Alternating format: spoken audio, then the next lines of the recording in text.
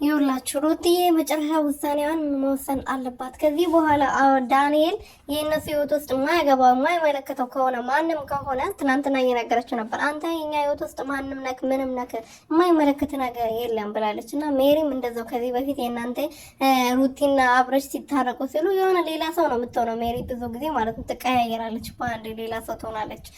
በዚህ ሰሞኑም እንግዲህ ሩቲና አብረሽ አንድ ላይ ስለሆኑ ድርግም ጥርቅም ብላ የጠፋችሁ ትጥፋ፣ ሰው አታስፈልግም።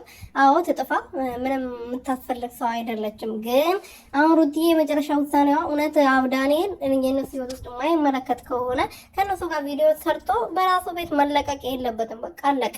ቪዲዮ ለመስራት ከመጣ መጥቶ ጥልቅ ብሎ ቪዲዮ ላይ የሚገባ ከሆነ በራሳቸው ቤት ነው መልቀቅ ያለባቸው። ስለዚህ ዳንኤል ከነሱ ህይወት መውጣት አለበት። የማይመለከተው ነገር ውስጥ ገብቶ ነው እየበጠበጣቸው ያለው። ስለዚህ እነሱ የራሳቸውን ህይወት መምራት ይችላሉ። በራሳቸው ኮንፊደንስ ያላቸው በጣም እንትን በራሳቸው ማሰብ የሚችሉ ትልልቅ ልጆች ናቸው። ሌላ ማሰብ ወይም ደግሞ የሚያደርጉትን ነገር እንዲነግራቸው የሚያስፈልጋቸው ሰዎች አይደሉም። ትልቅ ሰዎች ስለሆኑ ማለት ነው ልጃቸው ማሳደግ አለባቸው አብሮ። እነዚህ ደግሞ ምን ቤት ናቸው?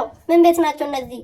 ሰላም ሰላም ቤተሰቦች እንዴት ናችሁልኝ? እኔ በጣም ደህና ነኝ፣ እግዚአብሔር ይመስገን። በያላችሁበት ሰላማችሁ ብዝት ትርፍርፍ ይበልልኝ። ለዚህ ቻናል ለዚህ ቤት አዲስ የሆናችሁ ሰብስክራይብ፣ ሼር፣ ላይክ እያደረጋችሁ ቪዲዮን ወረድ እንዲወጣ አድርጉልኝ። የኔ ወርቆች ሰውዳችሁ ስከረባበትላችሁ ማለት ነው።